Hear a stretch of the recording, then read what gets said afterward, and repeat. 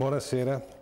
Le uscite di scena dei dittatori si assomigliano tutte. Ad esempio, alcuni, riferendosi a Mussolini, dicono che lui era buono e bravo, ma erano i personaggi di cui si era circondato che erano cattivi e incapaci.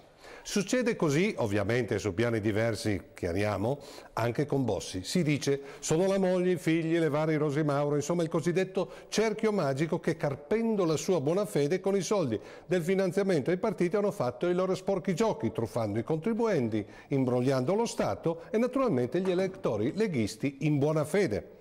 Addirittura Bossi, quando dalle intercettazioni si è scoperto che aveva fatto dei lavori di ristrutturazione della sua casa Gemonio, con denaro del partito dichiarò a caldo: denuncerò chi ha utilizzato i soldi della Lega per sistemare la mia casa. Anche lui a sua insaputa, come il vecchio democristiano Scajola. Poi ha cambiato versione ed ha dichiarato che è tutto un complotto di Roma Farabutta, ladrona, eccetera.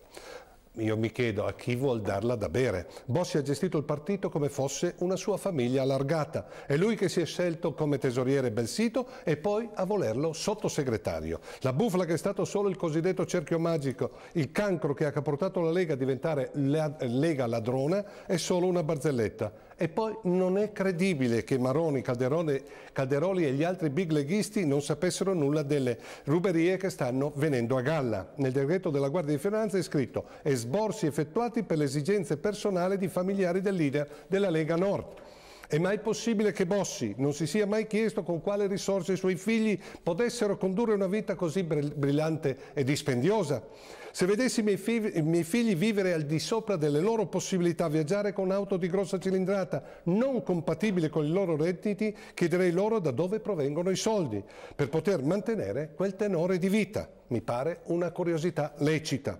Mentre per chi ritiene Bossi puro come un giglio, questa domanda ai suoi figli, l'ex segretario leghista, pare non l'abbia posta. Non vi pare strano tutto questo? Roberto Visentin, ex segretario della Lega dal 90 al 2000, uno che conosceva bene come funzionava al più alto livello la Lega, sulla faccenda ha dichiarato: se stai ai vertici e dici di non sapere, o sei un imbecille o fai finta di non vedere. Io ho lasciato perché non volevo far finta di non vedere. I dirigenti leghisti cercano disperatamente di salvare l'immagine di Bossi, perché si rendono conto che la Lega è Bossi e se cade lui cade tutto il castello fantastico creato dalla Lega. Personalmente non provo nessuna pietà per Bossi. Per un pugno di poltrone romane ha votato e fatto votare in Parlamento tutte le nefandezze berlusconiane. Ha reso il paese più incivile, xenofobo e razzista. È stato spietato prima con i meridionali, poi con gli immigrati.